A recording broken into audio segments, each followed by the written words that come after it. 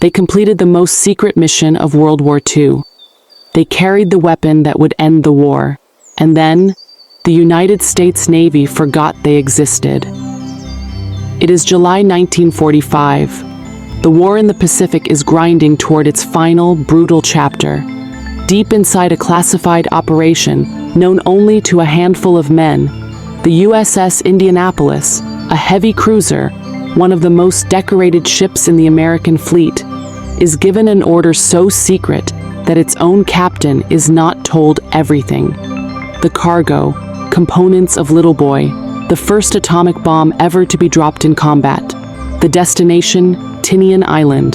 The mission, deliver it fast, deliver it quiet, and tell no one. They made it. In record time, 14 days ahead of schedule, and then the Navy sent them on alone.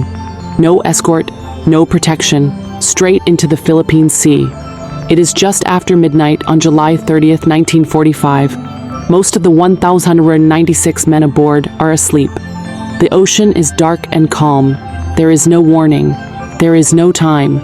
2 Japanese torpedoes, fired by submarine I-58, slam into the Indianapolis with the force of a freight train hitting a matchbox. The first tears open the bow. The second ignites the fuel and ammunition stores.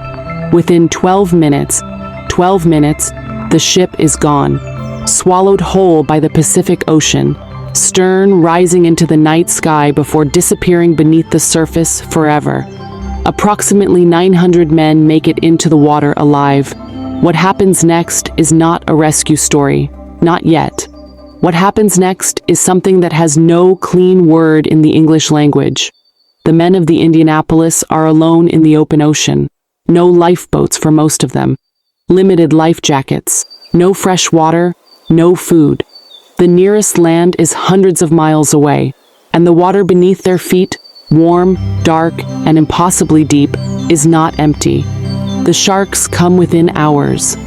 Oceanic white-tip sharks, one of the most aggressive species on the planet. They had been drawn by the explosion, by the fuel, by the blood already spreading through the water. Survivors would later describe hearing screams in the darkness from men they could not see. Men being pulled under, men disappearing between one wave and the next. During the day, the sun was merciless.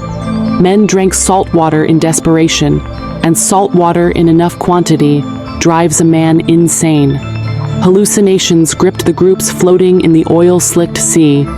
Men saw islands that were not there. They believed submarines were below them, hatches open, waiting. Some men fought each other. Some men simply let go.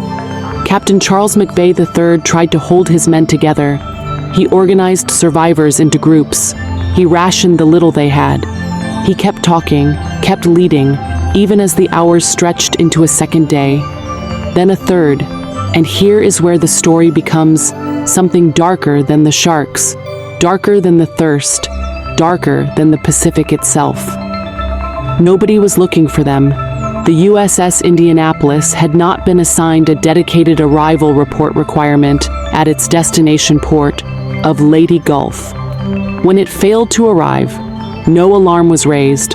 When a distress signal was sent during the sinking, at least 3 separate naval stations received it and did nothing. One commanding officer was drunk. Another thought it was a Japanese trap. A third simply did not act. For 4 days and nearly 5 nights, almost 900 American sailors and Marines floated in the Philippine Sea, dying one by one, waiting for help that the United States Navy did not even know they needed. It is August 2nd, 1945. Lieutenant Wilbur Gwynn is flying a routine anti-submarine patrol when he spots something in the water that shouldn't be there. An oil slick, then shapes, then the unmistakable truth. Hundreds of men spread across miles of open ocean. He breaks radio silence immediately. By the time rescuers arrive, after 4 days and nearly 5 nights, only 317 men are still alive, out of 1,196. Nearly 900 men dead, most. Not from the torpedoes, not from the initial explosion, but from exposure, dehydration, madness, and the sea itself. It is the single greatest loss of life at sea in the history of the United States Navy. The Indianapolis had delivered the weapon that ended World War II. The bomb that fell on Hiroshima was dropped just 4 days after the survivors were found. America celebrated victory. Parades filled the streets. Church bells rang from coast to coast. And the men who made that victory possible, the men who carried the bomb across the Pacific under cover of darkness, were already in the ground, already at the bottom of the sea, already forgotten by the institution they had served with everything they had. Captain McVay was court-martialed, the only commander in U.S. naval history to be court-martialed for the loss of his ship to enemy action in wartime. He received hate mail for the rest of his life, some of it from parents of men who died, told by an institution desperate for a scapegoat that their sons' deaths were his fault. In 1968, Charles McVay took his own life.